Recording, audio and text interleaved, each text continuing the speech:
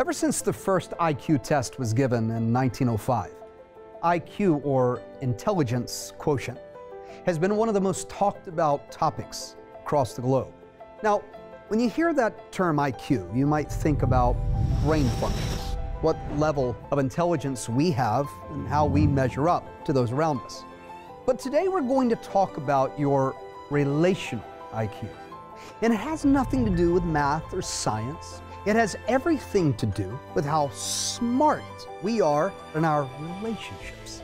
How important is it, this relational IQ? Well, you're about to discover it on today's One-on-One with my very special guest, David Jacques. A brilliant mind with experience that's here today to reveal to us a groundbreaking and thought-provoking book called Recalibrating Your Relational IQ. Today you're going to find out how to appraise the true value of every single relationship you have in this world, how to build stronger ones, and how to maximize the relationships in a powerful, biblical way that'll change everything. My guest, Pastor David Jacques, is with me, and you. We're going one-on-one.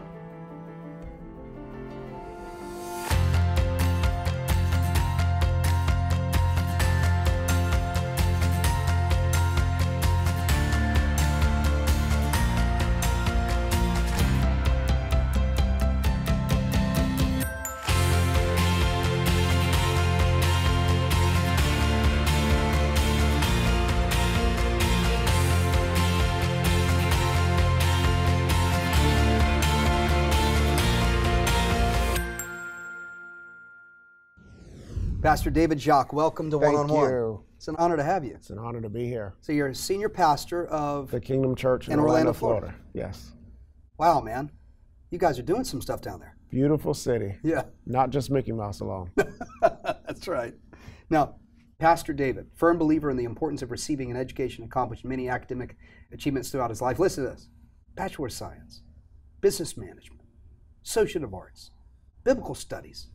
I mean, you've spent quite a bit of time devoted to academics. Yes. Tell me what's going on. So I just got accepted now into Yale Divinity School Scholars Program, which is an annual program. You're kidding me. I just believe that. The Yale. Yes. Wow. I think that you are a product of your exposure. Sure. And you're able to minister more effectively the more. So people oftentimes say, my job as a leader is not to fill their cup. My job is to empty mine. Wow. But if I don't have anything to empty, right, then I can't fill anybody's cup. Well said. So my job is to consistently make sure that my cup is full so that when I have something to articulate, I have the ability and capacity to fill other people's cup. Well said. Profound, actually. Well, I think it would be fitting to set the stage for the fact that I'm sitting with a very accomplished, and again, we give God the glory, yes, sir, man that is also well studied. What a springboard for an amazing, amazing title and concept. Recalibrating your relational IQ. Yes, sir. Unpack this, starting with what in the world is a relational IQ anyway? One of the greatest decisions that we'll ever make in our lives is who we invest it with and who we lend our ear to. It's probably one of the most expensive decisions as well, who we lend our ear to. I found that in the space that there's a lot of people, when you read in Scripture, they're anointed. God's hand is upon them. One is Samson. They're anointed by God, but they're not anointed at picking the right people.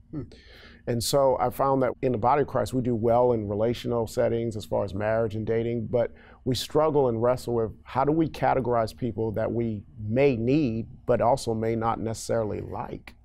There are some people that don't gel with us DNA-wise, or they're not a fit for us culture-wise. Sure. They may be a great character person, but chemistry-wise, they don't fit in our entity. So how do we calibrate them or put them in a place where they could be most effective for us? And it's the example I give about my mom. She is a prayer warrior, but she cannot hold a secret. So don't tell mama unless nothing, you want the whole right? city to know. And she will find a way to get out. But most people would say, well, you know what, Mom, you betrayed me. I'm not going to have this relationship with you. Or you could recalibrate your IQ and say, listen, my mom is an amazing person, but her weakness is not being able to hold information. So how about I not feed an area that is not her strength, and utilize that as a way to keep our relationship healthy by not giving her information and forcing her to be in a situation where her weakness is the center stage. Got it. When we talk about boundaries, I have a fence in my yard. My fence is not there because I don't like my kids. My fence is not there because I don't want my kids to have fun. My fence is there to allow them to play within the parameters of this boundary. Exactly. And so I think that when we create healthy boundaries, we know how to create relational spaces so that we are not effective. Because I always like to say, if helping you is hurting me, it's not help. That's good. Yeah. What was the motivation? Yes. What in the world caused you to write this book, and why? And here's something so ironic. I was writing on social media several different types of friends. And a mutual friend of ours said, you should probably take this down because this is a book. Had no idea it was a book. I was just writing.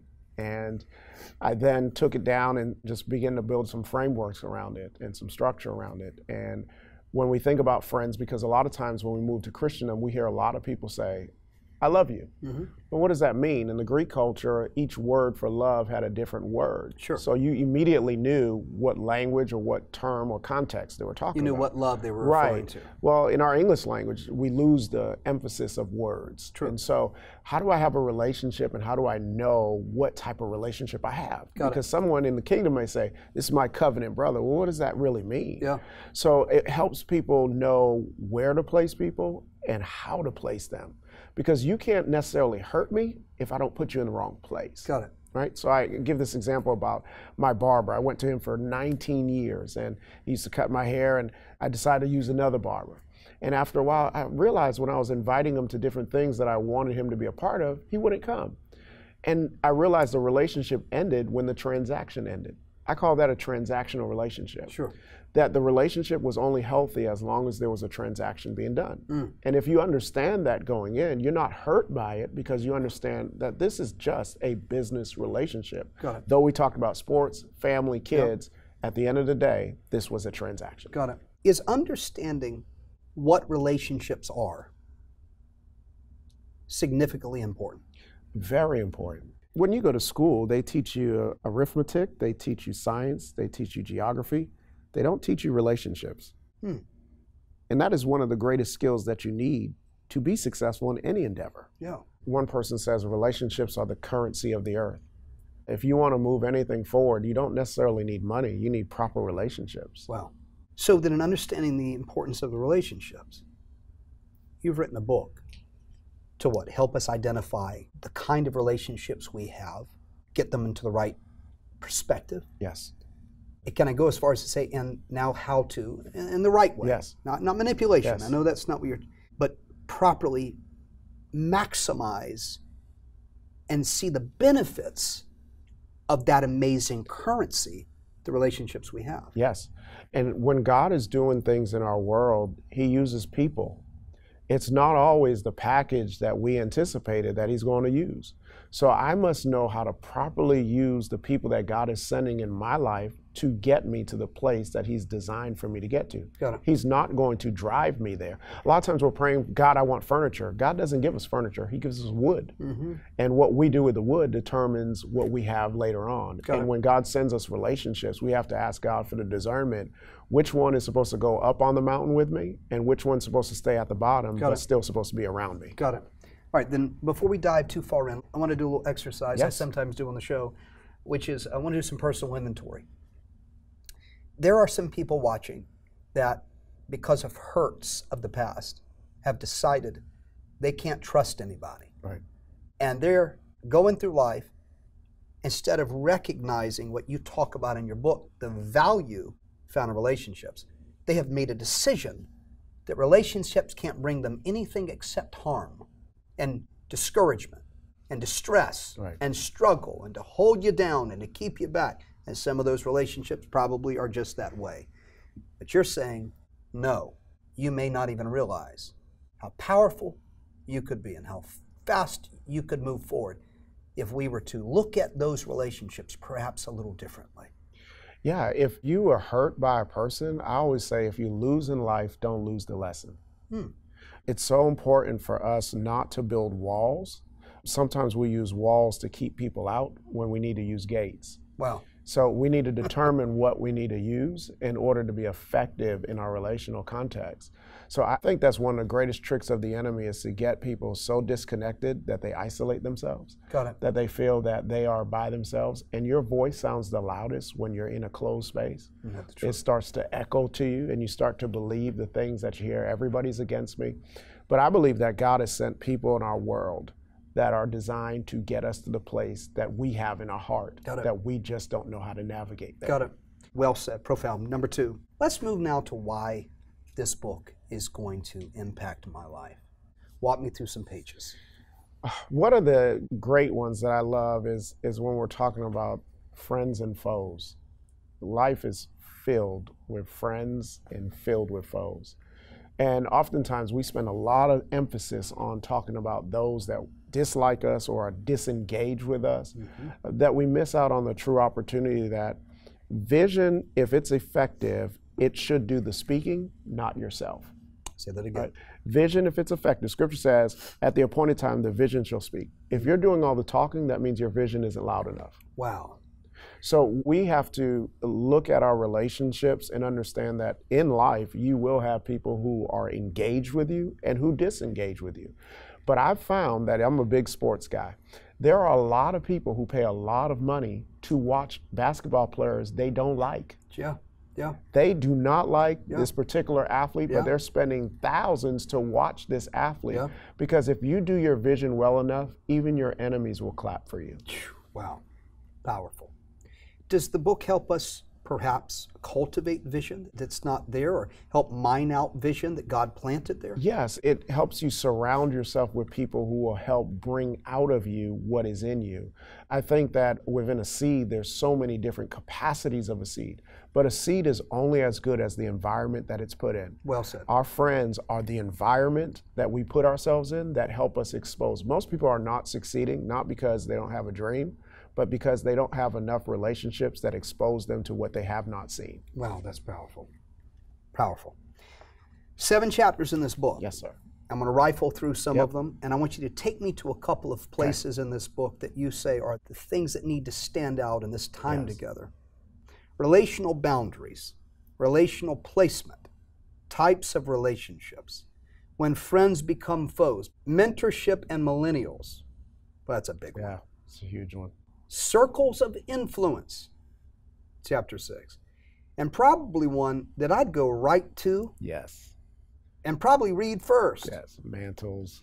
Mantles, measures, and mentors. Wow. Take me someplace. Where do we leap off? So let's go with the first one that you mentioned of relational boundaries. Got it. Every relationship needs boundaries. Whether you're in marriage, whether you're single, in order to have an effective marriage, you must have boundaries. A lot of times people are playing outside of the lines of the boundaries, and they're wondering why they're not getting the results because they've disqualified themselves because they went outside the boundaries. Wow. I like to use a rule of thought. If you have family, if you have friends that want to borrow money and you have a boundary that says, you know what, I can't afford to give $100. Well, that's your boundary. And you have to stick to your boundary because, once again, if helping you is hurting me, it's not help. If helping you is hurting me, it's not help. It's not help. So in that chapter, Yes. you'll find in the book, will we learn how to set healthy boundaries? Yes. That's a big, Yes. big one for some folks. So we feel we're walked over, taken advantage of. We don't know our own value. We don't know when to say no, right? Will this help us recalibrate? It will recalibrate. It's just like driving. You have these lines that demarcate where I should go and how close I am to an individual. I can have somebody that may be driving a little faster than me, but as long as they're staying in their boundary, we can still coexist together. Got it. But if I don't have these lines that demarcate where you go and where I go, there would be accidents all throughout, because these lines help us identify where is your space and where is my space. Got it. In reverse, maybe I'm one of those people who don't even realize that I am eroding on someone else's boundaries, you know? Does it help me maybe discover? Absolutely. Cultural sensitivity is so important. It helps us understand there are things that we may not understand about people's boundaries. As you alluded to, there are people who have been hurt, who may have come out of an abusive relationship, and they have these boundaries set up because of their experience. This will help us recognize maybe that's why they feel that way. Maybe that's how I approach. If I told you this glass was shattered before it was put together, you will handle it differently. Yeah, sure. And it is so important that we know where people have come from so we know how to handle them. Well said. Got to have a context, right? Yes. Can I jump to a chapter? Sure can. I know I'm asking you to tell me where absolutely. to go. I want to jump to this Circles of Influence chapter. So I believe that we are, the sum total of our lives can be measured by who we hang around with. I often say choice plus choice equals your life. If you don't like your life, change your choices. Okay, sit back. Let's go on a journey together. Yes. Close my eyes for a minute. I'll ask the viewer to close their eyes. Start thinking about some faces. My circle of influence. What am I looking for in this circle of influence? Talk to me.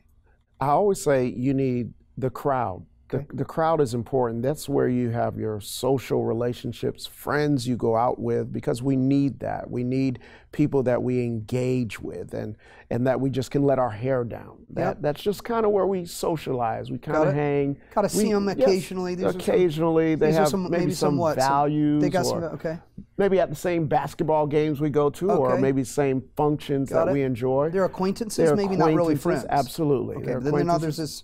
You're now moving inward. We're moving inward. Okay, keep going. So now we're moving inward and we're saying, I need a crew. This crew doesn't have to be my day-to-day, but they need to be people that I can kind of have access to. Got it. If I'm in the world of real estate, which I am, I need to know an accountant. I may also need to have an attorney I may also need to have an insurance person. Got it. Now, that doesn't mean that we hang out, but these individuals I can bounce ideas off of and say, hey, I'm trying to acquire this. What do I need to look out for? And these relationships are developed. Relationships are like seeds. They must be watered, nurtured, and grow. Got it. The business card you got that someone gave you 5 years ago, develop that relationship so that when you actually need them, you're not calling them because you need something. You've developed a relationship to where you can have something. They know you when you call. They know you when you call. All right, so that's now a second circle. Second circle. Are you about to take me to an even closer one? The core. The core. The core. Is that what you call it? Yes. That's what the book talks about. That's what the book talks about. The core. So I'm now looking at this core. The core. Eyes are closed. Who is that? Some people have their core as their fan club. Okay. That's not what you need. Because your fans tell you what you want to hear.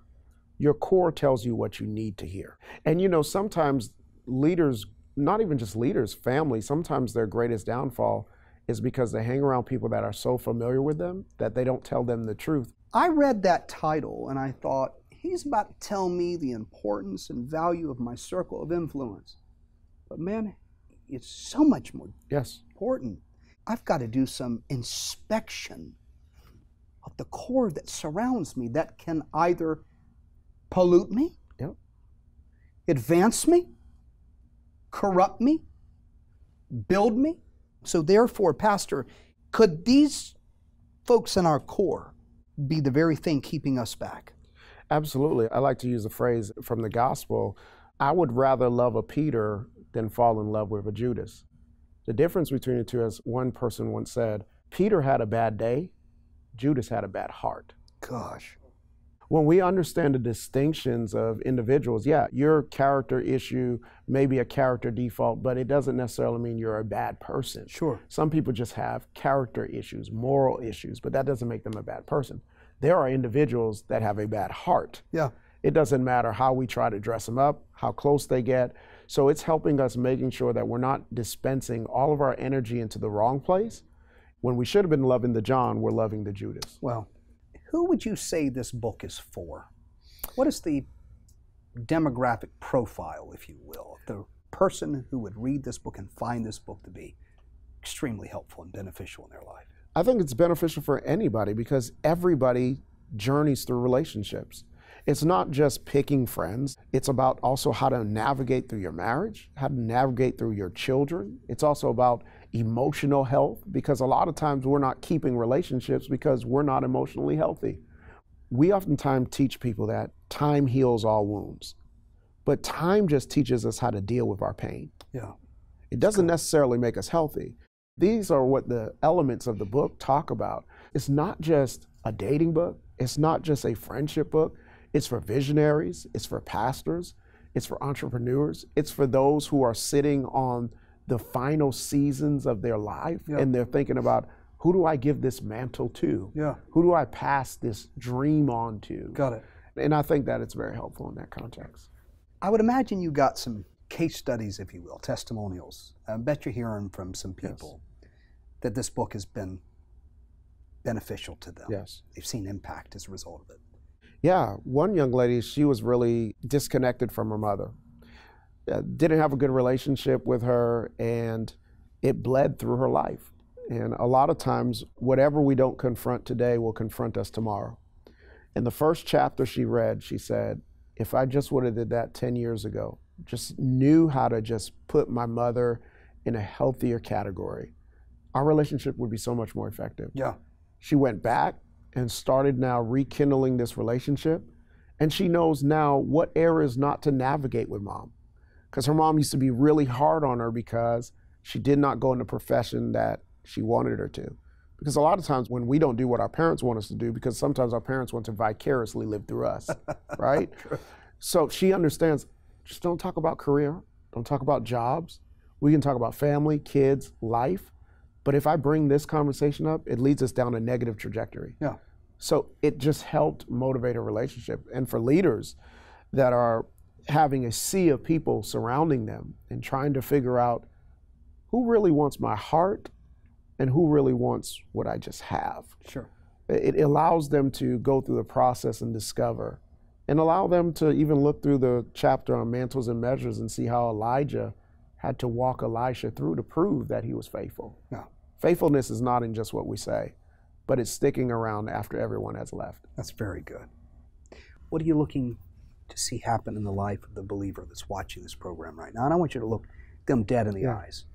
I think one of the greatest challenges that we find is I like to utilize the life of Samson, filled with torment, not because he wasn't anointed, but because he did not know how to pick.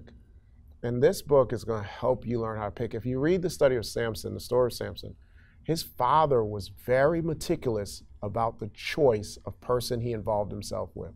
Why? Because the father knew his son. He intimately knew his weaknesses. He knew the things that he would draw himself to. And a lot of times, we cannot diagnose ourselves.